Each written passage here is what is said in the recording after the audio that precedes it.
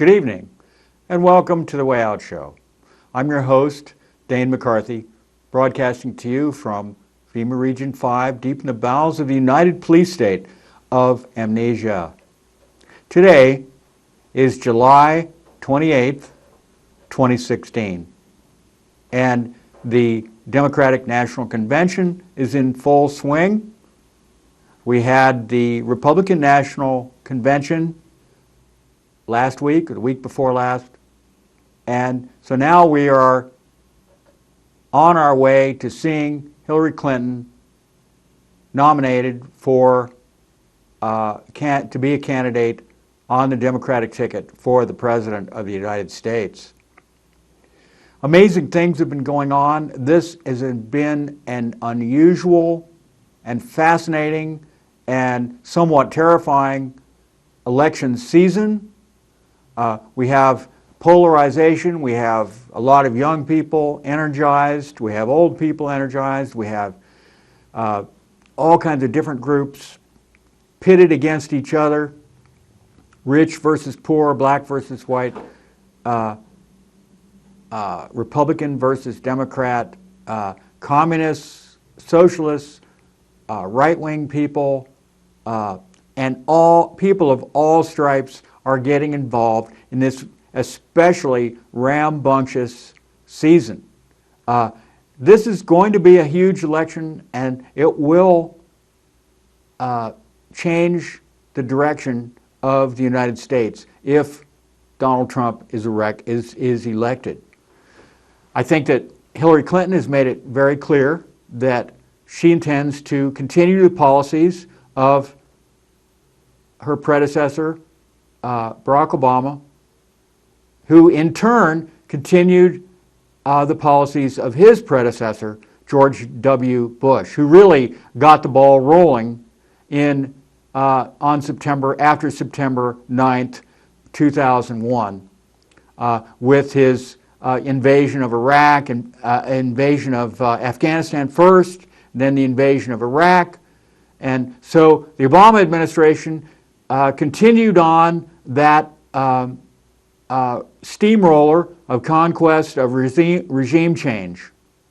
And they overthrew Libya with Gaddafi with the help of other countries, but it was mostly the United States. France was involved, England was involved to a certain extent, and there were a lot of deaths involved. And I would say overall that probably Barack Obama has not killed as many people as George W. Bush, but who knows what would happen with Hillary Clinton as president. I was just watching Ralph Nader in an interview the other night, and he said Hillary Clinton never saw a weapon system or a war she didn't like. And that was his opinion of Hillary Clinton. Now, he didn't particularly like Donald Trump either, but he did say a few good things about Donald Trump, because he said that he didn't like the trade deals, and Donald Trump was against the trade deals, the TPP. And I have a clip to show you from a press conference that Donald Trump gave. It was either yesterday or the day before yesterday, so it's right up there. And he gives a lot of press interviews, press conferences, news conferences. So this is unscripted. This is pure Donald Trump, off the cuff. And the very first thing that happened after this 1 hour news conference was that the media, the mainstream media, the government-controlled media, grabbed a few statements that he made about Russia. Because the big push right now is to get the people of the American people off thinking about the content of the emails that were hacked from the Democratic National Committee and from Hillary Clinton's personal emails server. Get the American people's thoughts off that and get it on to whether or not Trump is working with Putin together to undermine and to get Trump elected. Now, Trump addresses this in his press conference. the Democrats are working very hard to try to associate Trump with the evil dictator Putin. And I don't think it's working. And I think one of the reasons why Trump is actually mentioning Putin at all is because he understands that the direction that the United States is going in is a confrontation with Russia. And it's not just the United States that wants this. It's the globalists who want this. But because they see Putin as a stumbling block to world global full spectrum domination.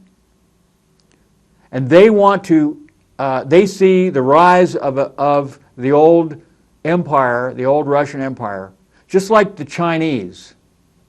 At one point later on in the news conference, Trump mentions that I really like history and I enjoyed taking history classes and read a lot of history. And one thing that I've always read is that you never want China and Russia to be allies and work together as a team.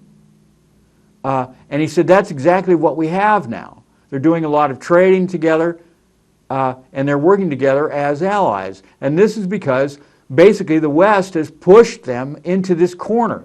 They're trying to control the narrative. And you know, some people might say, well, this is good. We need to do this. And Trump makes the point, well, why can't we just be friends with Russia and stop giving the Chinese such great, you know, we're demonizing the Russians and we're making really bad trade deals. We're using China to basically destroy the United States.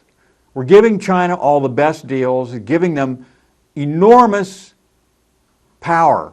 We're making the Chinese really, really powerful and incredibly wealthy because they have this cheap labor force. They're enforcing this. They have this the communist system, which pushes people around, bullies people, threatens people, scares people, dominates people, exploits people, their own people, and they will do anything. I mean, they can get away with so much criminality against their own people in China. It is amazing. It is absolutely amazing if you actually look at it. And yet, so they have this flourishing industrial base that we can only wish we had. And of course, this is one of Trump's big things, is that, hey, I'm going to bring the industrial base back to the United States, give people jobs. Whether or not he can do it, whether or not he will do it, we have no way of knowing. But we do know that Hillary Clinton will continue the policies of Barack Obama and George W. Bush, which means more invasions, more wars. It'll be endless war. And many, many, many deaths of innocents. So let's watch the clip, and then we'll get back and talk more about what's going on in the world. Thank you. So it's been 235 days since crooked Hillary Clinton has had a press conference. And you as reporters who give her all of these glowing reports should ask yourselves why. And I'll tell you why. Because despite the nice platitudes, she's been a mess. You look at what's happened with ISIS, which isn't even mentioned. You look at what's happening with law and order. They don't even mention our police. They mention everybody but our police. They don't have an American flag on the dais until we started complaining. And then they ran up with two very small little flags, one that we saw. So, you know, I put myself through your news conferences often. Not that it's fun. 235 days, no news conference for Hillary Clinton. You ought to check it out because there's a lot going on. Her great disloyalty to the person that rigged the system for her, Debbie Wasserman Schultz, she totally rigged it. Bernie Sanders never had a chance.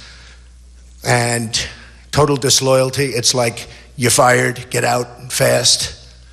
The email situation, now I call it the double email situation, both very serious. What was said in the last ones to the DNC was horrible, absolutely horrible. If I would have used language like they used about religion, about race, about everything else that they discuss in those emails, I would have had to run and hide and probably drop out of the race. With her, everything's just fine. So just ask yourself why she doesn't have news conferences. And honestly, the reason is because there's no way she can answer questions, because the job she has done is so bad. When they talk about change, I notice they have change. She's been there for 30 years. 30 years. There's no change. It's going to be the same. It's going to be an extension of Obama, in my opinion, worse. She lied about TPP. She was for TPP. She saw me on television knocking the hell out of it because it's a horror show. It's going to kill all our jobs. It's going to be almost as bad as NAFTA, maybe worse, which her husband signed, by the way, which destroyed this country, destroyed manufacturing in the United States. And I'll do something about it. That'll be so renegotiated. And by the way, yesterday, for the first time, she said she wants to renegotiate trade agreements. First time, yesterday. All because of me. She also saw me talking about TPP and currency manipulation and currency devaluation. And she heard it and she said, wow, she can't win that subject in a debate. So all of a sudden she goes against TPP. Her vice president is one of the biggest proponents of TPP, and now he's going against it. And Bernie Sanders was right. He was against it. They will go for TPP and vote it in very shortly after the election if she wins, which for the sake of our country, we all hope, and I hope that she doesn't. They will vote it in, just mark my words. Hopefully we don't have to worry about it. But she will vote it. She'll change a comma, she'll change a paragraph of the 6,000-page document that nobody's even read on our side. Just so you understand, the other countries know every word, every paragraph, every sentence, every single comma and period. We don't even read it, our country, because we're led by stupid people. So she saw me talking about TPP. She realized that she couldn't defend it. Her special interests are pushing her hard because she's bought and sold by the special interests. They're pushing her very hard. And so she said she's against it. The day she gets in, which hopefully will never happen, she will approve, or shortly thereafter, TPP. And that will be another disaster for jobs in our country. Okay? So why don't we start off? Any questions? Yes, sir.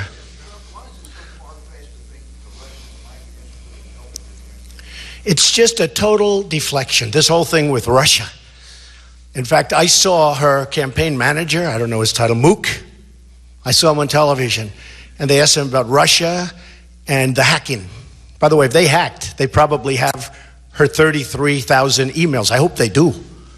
They probably have her 33,000 emails that she lost and deleted, because you'd see some beauties there. So let's see. But I watched this guy Mook, and he talked about, we think it was Russia that hacked. Now, first of all, it was what was said on those that's so bad. But he said, I watched it. I think he was live. He said, we think it was Russia that hacked. And then he said, and I'm just an innocent person sitting watching television, as I've been doing. And then he said, could be Trump. Yeah, Trump. Oh yeah, Trump. He reminded me of John Lovitz for Saturday Night Live in The Liar, where he go, yeah, I went to Harvard. Yeah. This is the guy. You have to see it. Yeah, it could be Trump. Yeah. So it is so far-fetched. It's so ridiculous. Honestly, I wish I had that power. I'd love to have that power. But Russia has no respect for our country. And that's why, if it is Russia, nobody even knows it's probably China. Or it could be somebody sitting in his bed. but it shows how weak we are.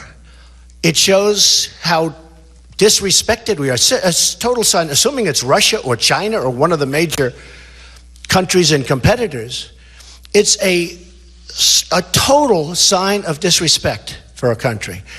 Putin and the leaders throughout the world have no respect for our country anymore, and they certainly have no respect for our leader.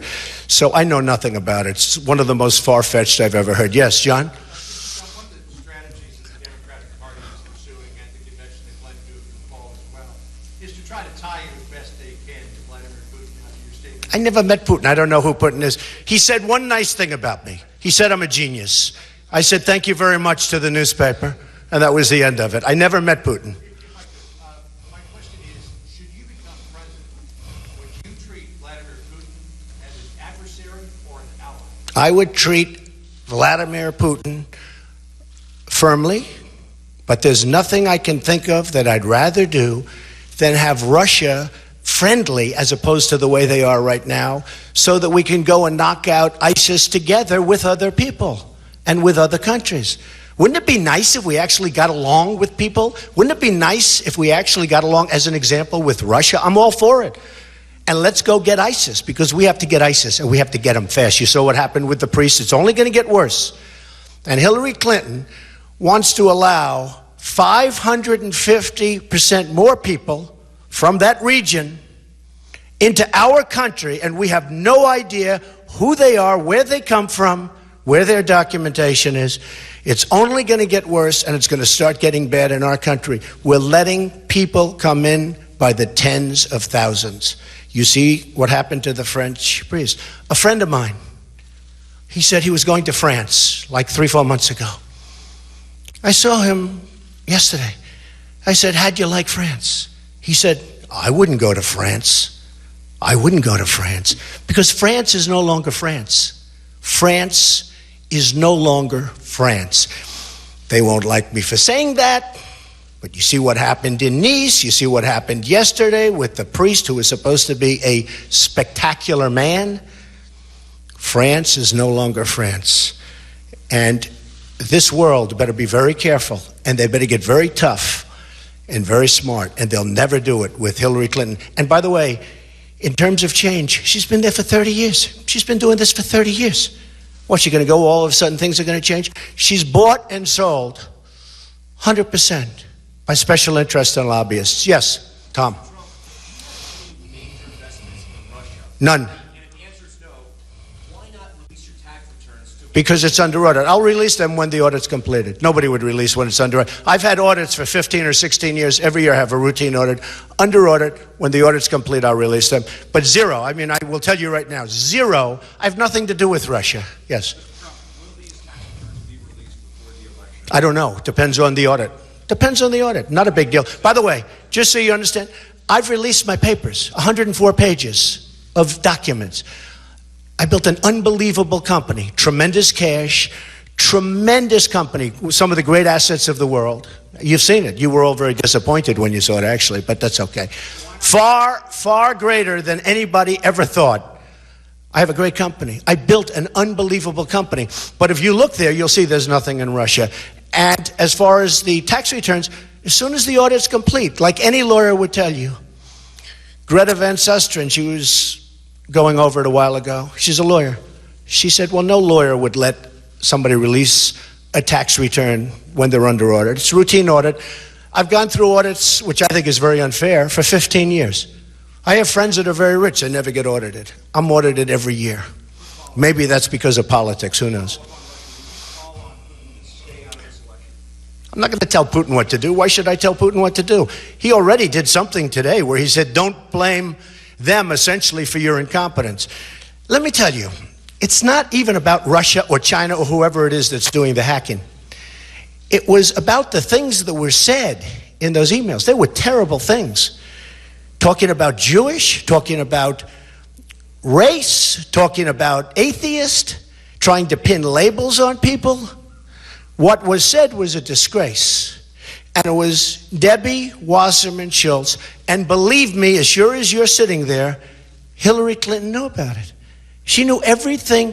Debbie Wasserman Schultz could not breathe without speaking and getting approval from Hillary Clinton. Couldn't breathe. And you saw that. It also showed that it was a fixed race. But I've been saying that long before I saw the emails. It was a rigged race. It was totally rigged. And Debbie Wasserman Schultz rigged it for Hillary Clinton. And the sad part is Bernie Sanders has, to use an old word that I use on occasion, he's lost his energy. He wants to go home and go to sleep. But he's got a lot of people that walked out last night. Now, hundreds of people walked out of the Democrat convention last night. I didn't even hear about it. Nobody showed it. I didn't see it on television. You people don't talk about it. The Republican convention was incredible. I hear I had one of the biggest bounces in decades. Like some people are saying 9 points. In fact, a poll just came out 10 minutes ago, Los Angeles Times. Trump 47, Clinton 40. And the reason is that people are sick and tired of Hillary Clinton. You say, let's get tough. Why not get tough on Putin and say, stay out? What do I have to get involved with Putin for? I have nothing to do with Putin. I've never spoken to him. I don't know anything about him other than he will respect me. He doesn't respect our president. And if it is Russia, which is probably not, nobody knows who it is, but if it is Russia, it's really bad for a different reason, because it shows how little respect they have for our country when they would hack into a major party and get everything. But it would be interesting to see. I will tell you this. Russia, if you're listening, I hope you're able to find the 30,000 emails that are missing. I think you will probably be rewarded mightily by our press. Let's see if that happens. That'll be next. Yes, sir.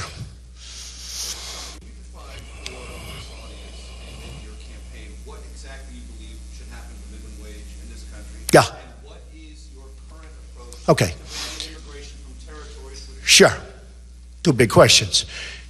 The minimum wage has to go up. People are at least $10, but it has to go up. But I think that states, federal, I think that states should really call the shot. As an example, I live in New York. It's very expensive in New York. You can't buy a hot dog for the money you're talking about. You go to other states and it's not expensive at all. Now, what it does is puts New York at a disadvantage if the minimum wages, like companies move out and things, bad things happen. At the same time, people have to be taken care of. But what I'm really going to do on the minimum wage, but it has to go up. Now, Bernie Sanders lied. Bernie Sanders said in his speech the other day that Donald Trump wants the minimum wage to go below $7. I said, where did he come up with that one? That one is just like Joe Biden lied today. He said that Donald Trump wants to carpet bomb. He was on television. He said Donald Trump wants to carpet bomb the enemy in the Middle East. Now, that was Ted Cruz that said that. That was not Donald Trump. I mean, he's not a very bright guy, but that was Ted Cruz that said it. And he shouldn't say it. He said it with such surety. Donald Trump wants to carpet bomb. I never said I wanted to carpet bomb. That was Ted Cruz. You remember Ted Cruz said it? You will confirm that, I think. Go ahead. So I would like to raise it to at least $10. And what I'm going to do is I'm going to bring jobs back to this country so that people can start working again, so that the $10 and the $15 and the numbers you're talking about are going to literally, they're going to be peanuts compared to what people can make in the country. Because I'm going to bring jobs back from Mexico, which is booming, booming. I have a friend who builds plants, and he's a great builder of plants. And I was with him the other day. Great guy. He builds massive plants for automobiles, for computers, for anything. That's what he does. I think he's the biggest, but certainly one of the biggest. And I said, how's it going? He said, unbelievable. Oh, good. That's good news. The country's doing well. No, the country's not doing well. But Mexico is unbelievable. The plants I'm building in Mexico, I've never seen anything. It's the 8th wonder of the world. And he's not happy. He's an American guy. He'd rather build them here. But he said it's unbelievable. That's what's happened to our country because we have leadership that doesn't know what they're doing. Well, that was, I thought, indicative of Trump at his most casual, most off the cuff, and, witty, conversational, not what I would call a person who is insane. I mean, maybe they're all insane. Maybe everybody's insane. It's hard to say. He doesn't seem to act insane. He seems to be fairly well-grounded and has some understanding. He does tend to tell stories and anecdotes. There was other presidents who did this. I mean, not all presidents are alike. Some stick very, very strictly to a script. And they have the talking points, and they just reiterate the talking points. Others are more comfortable in front of a camera, and they get almost personal. One person I thought that was the most narcissistic was George W. Bush. I mean, he would just strut when he walked. And I thought he was extremely offensive. You talk about offensive. George W. Bush was offensive and nauseating to watch. He just radiated, to me, stupidity. He really did. Now, he doesn't do this to me. What I get from Trump is a very typical New Yorker type of attitude. Born and raised in New York, spends a lot of time in Manhattan, Queens. Those kind of people tend to be very, very high energy, and they don't suffer fools easily. They almost have to be extremely tough, and it's a New York kind of thing that we see coming out of Trump. You can see with his accents, the way he enunciates, how he talks, the hand motions, everything is so very, very New York.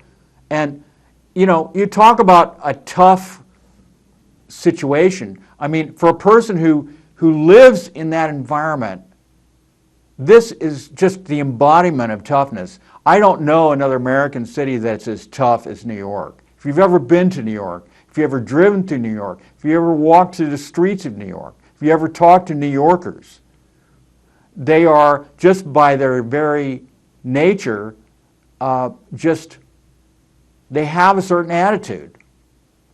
And that it's almost the embodiment of the attitude, the chip on the shoulder is so common. Now, after 9/11, this took a lot of that attitude out of the New Yorkers.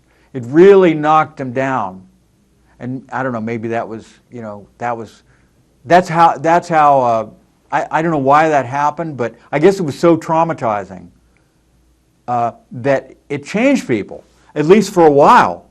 It took years for people to get over that. I mean, the horror of 9/11 was so huge that I think it actually had reverberated throughout the entire world. And it gave many, many people a certain level of PTSD, essentially. Even me, I was horrified. I mean, I reacted emotionally to seeing 9/11. I would look at a digital clock in my car, and when I would see 9/11, when it would turn 9/11, I would somehow, oftentimes my eyes would just go to it. Or even 8/11 or 10/11 or 7/11 or 6/11. Just that would trigger something in me, and I'd get a reaction and be brought back to that event. And I'm sure that's what the planners were hoping would happen. That was a hugely traumatic event, far more traumatic than any of the stuff that we're seeing now in terms of the psychic damage that it's doing to people. This was the kickoff for the 21st century. That was the big show. The beginning of the big show for the 21st century was 9/11.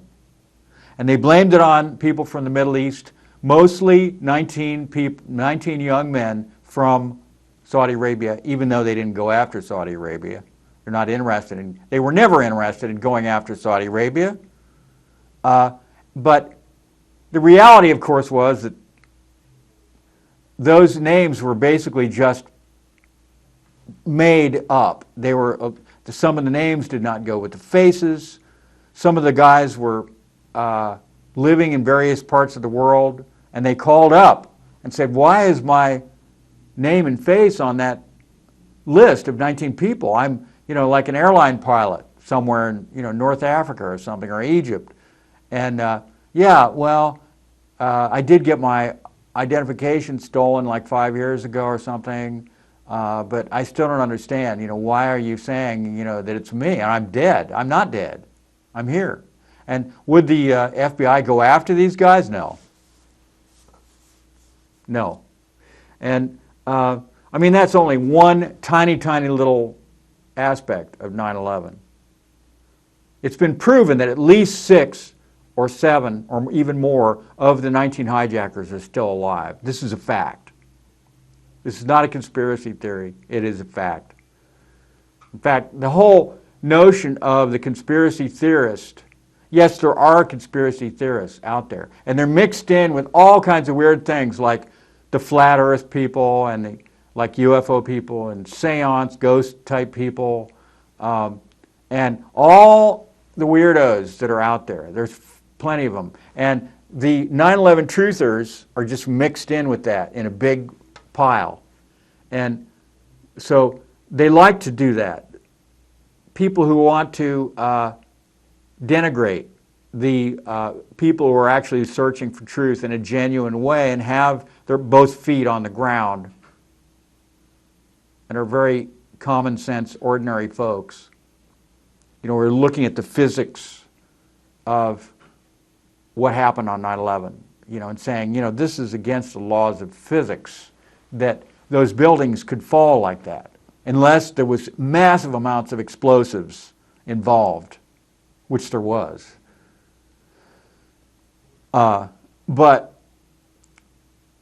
anyway, back to the election. Here we are, 2016, 15 years into the 21st century, and we have someone who is running for president, who's using his own money, who the Republican Party, the establishment part of the Republican Party, the old guard, are absolutely terrified of, and did everything they could throughout the primaries to throw off the rails, to derail, to destroy, if there was any way that they possibly could. And but the more they did, the stronger their efforts became, the more obvious it became to the American people that, well, there must be a reason why they don't like him. And we know that they're crooks. We know that they're globalists. We know that they're interested only in increasing their own power and playing this geopolitical game for their own benefit. So, well, maybe this guy's got something going on. And he is fully aware of this. And now the Democratic Party is even becoming desperate, unbelievably desperate. They're actually talking about putting Hank Paulson and Brent Scowcroft onto the podium at the Democratic National Convention with the idea that those two men are going to lure Republicans from Trump. These guys are criminal globalists. Hank Paulson was in the George W. Bush administration and was very much involved in all kinds of crime, including 9/11. And he's the guy that helped to engineer the bailout in the $700 billion.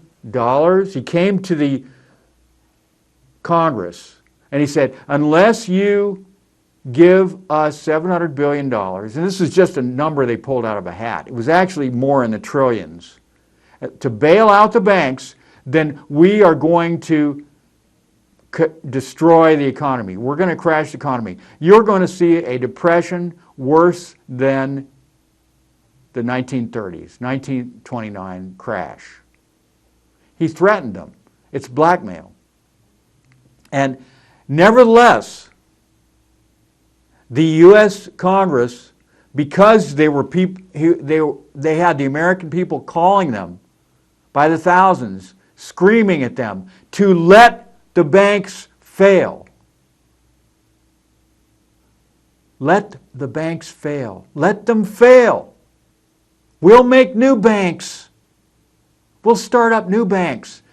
They need to be punished for this behavior that has led us to the brink of a catastrophe. And the congressmen were so concerned, so worried about what their constituents were saying that they rejected that effort to create that bailout for those banks. And they almost had, his handlers had to practically carry Paulson out of that room on that first day. He was weak in the knees. But then the spin machine got control. They got their act in gear. And they started rigging the whole system. They started calling in. They had staffers calling in to the congressmen, to the representatives, and saying, no, we want the bailout, we want the bailout. And they were able to get enough of our representatives on board to pass it. This is what Hank Paulson did. And just so the American people don't forget it, this man is a major, major criminal. He has cost the American people hundreds of billions of dollars in lost assets. And this man is, to put this man up to advocate for Hillary Clinton is fitting. It is so fitting. It works perfectly. Same thing with Brent Scowcroft. I mean, this is the best thing that could have ever happened for Donald Trump, is for Paulson to go up and try to convince people, Americans, Republican or Democrat, to vote for her. Same thing with Brent Scowcroft. Brent Scowcroft is a globalist. He is a very close advisor to Republican presidents and has been for several Republican presidents. He's a CFR guy. Almost everyone is in the CFR club, which is dedicated to the destruction of American sovereignty, personal sovereignty, national sovereignty. Remember, when you lose national sovereignty, you lose personal sovereignty as well. That's part of the side effects of losing national sovereignty. You lose control of the laws that govern you, because the people who make the laws that govern you are so far away that you can't reach them, and they're not even elected. They're appointed by someone you don't even know, and you don't even know who they are. Most people, many Americans don't even know who, the vice president is. Anyway, they're so out of it, and this makes them extremely vulnerable to exploitation, and that's what we're seeing, because there are people who are going to take advantage of that vulnerability.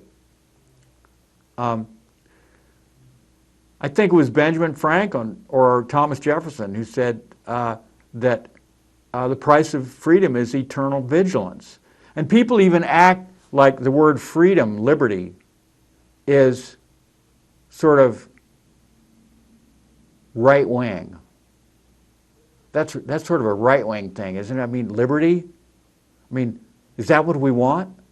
Isn't that sort of old-fashioned? I thought we were going forward. That doesn't seem very progressive to me. Liberty. Well, that means people get to do whatever they want.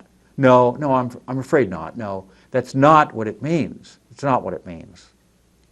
It means that there's a framework that you live in which is not going to exploit you and use you and destroy you and rob you. That's what it means. That's what freedom means. Freedom people equate freedom with anarchy. Anarchy and freedom are not the same thing. And maybe some people like anarchy. They like the idea of anarchy, but they don't like the idea of freedom.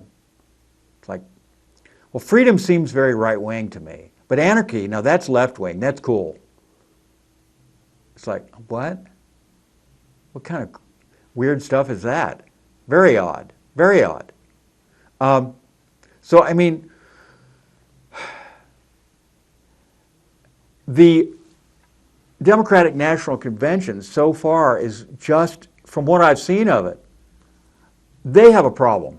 They have a real problem. And those are the Bernie supporters, the Bernie Sanders supporters.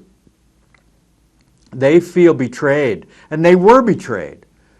The reason why, as Trump mentions, Debbie Wasserman Schultz quit or stepped down from the chairmanship of the DNC is because of all the email messages that were revealed, which proved that the DNC was rigged, that the whole primary race was rigged against Bernie Sanders from the beginning. And we know, anybody who's watched the primary knows that Hillary bought a lot of superdelegates beforehand. She had it rigged. She had it set up so she would win.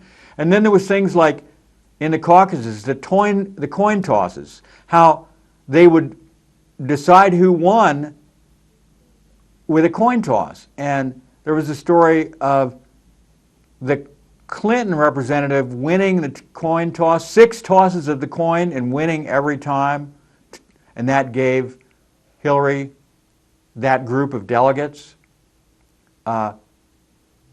Things like that. And then you have what happened in Nevada, California, and other states in which a real vote was not even taken. They just announced, boom, they just declared Hillary the winner. I mean, the Bernie Sanders voters, so idealistic, many of them young, maybe never voted before, found a champion for democratic socialism in Bernie Sanders. And he promised them, he made them a lot of big promises. I mean, free college education. I mean, what young person would not like that? You know, universal health care. It was Medicare for all, basically, is the way he said it. Single payer system. Not bad ideas for many people. And how would he pay for that? Well, according to Bernie Sanders, he was going to tax Wall Street. I thought that was a really good idea, actually. Tax Wall Street. How would you do that? Well, there are thousands and thousands, maybe even millions of trades done every minute, every hour, every day on Wall Street. It's electronic and it's super fast. You know, computers do these trades.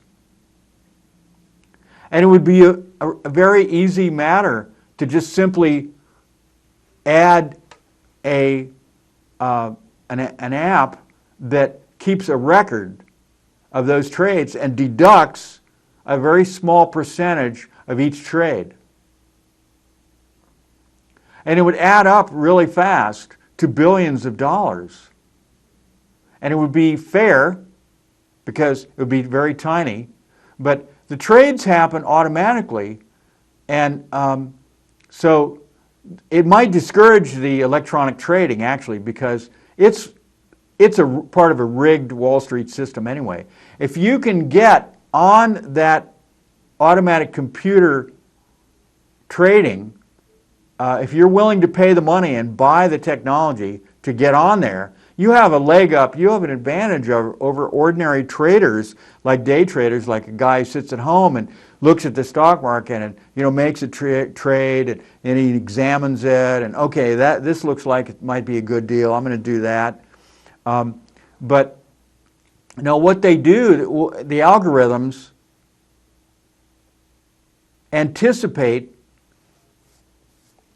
are able to anticipate tiny fluctuations in the value of a stock, up or down. And they're just right on it, boom, boom, boom, boom, boom, boom, boom, making trades on these tiny fluctuations. And so when it's down, it buys the stock.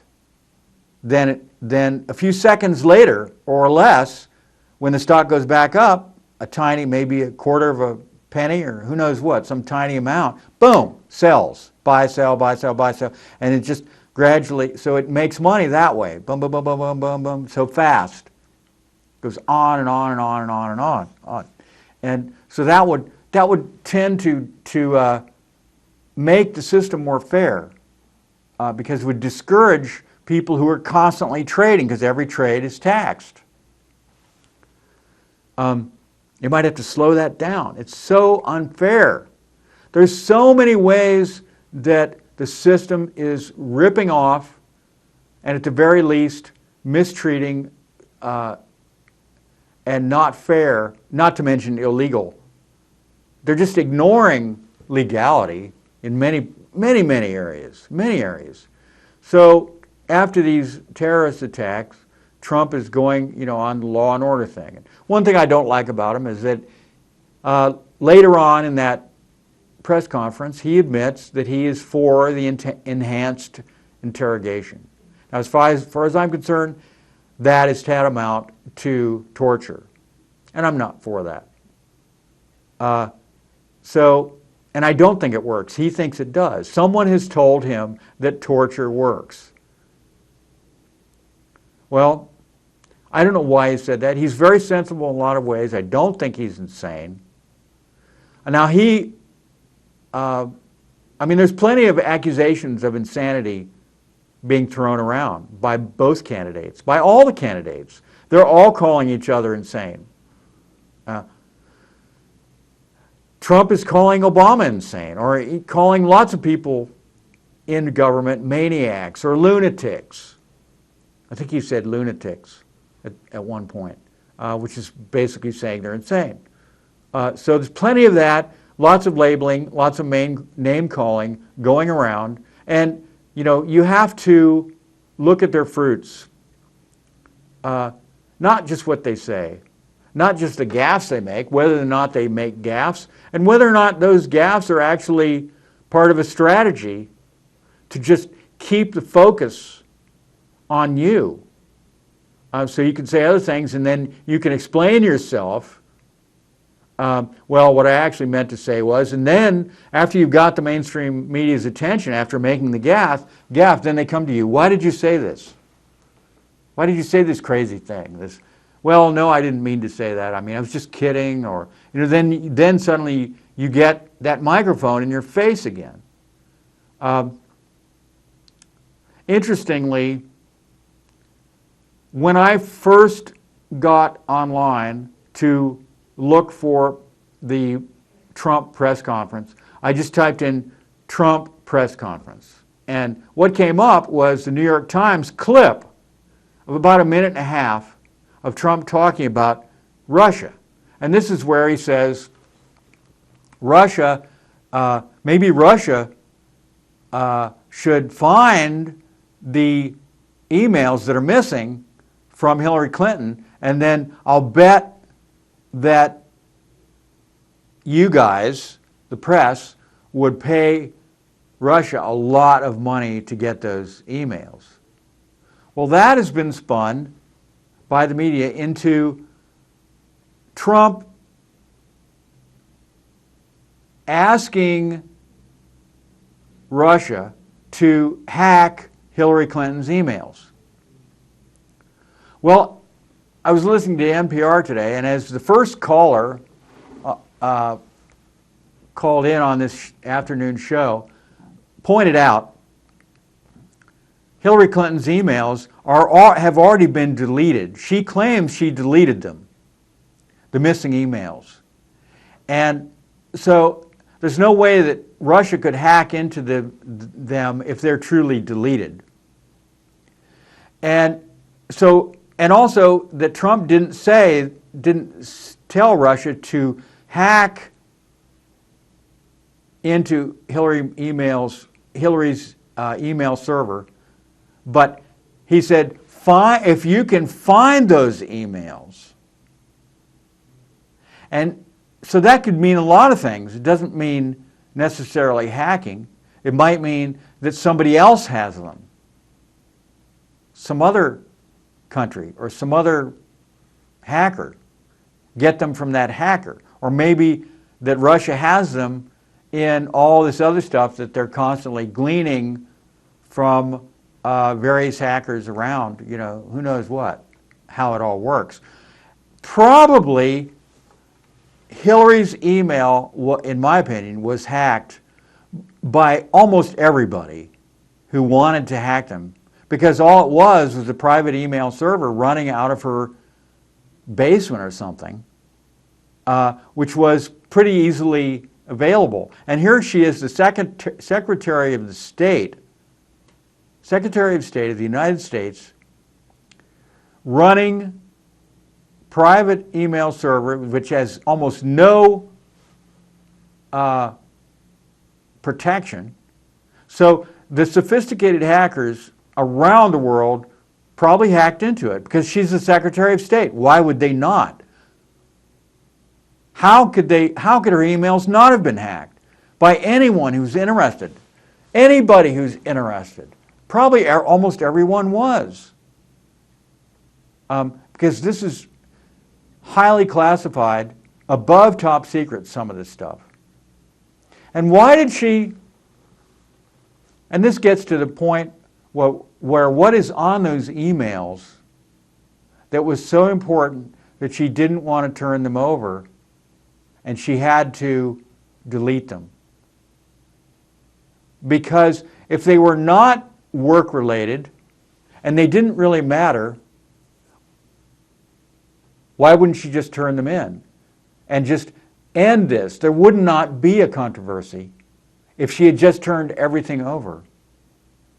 And they would be, like her emails with her relatives and her friends and just ordinary stuff that people do, emailing with, I guess Bill Clinton doesn't use email. He's too old school for that.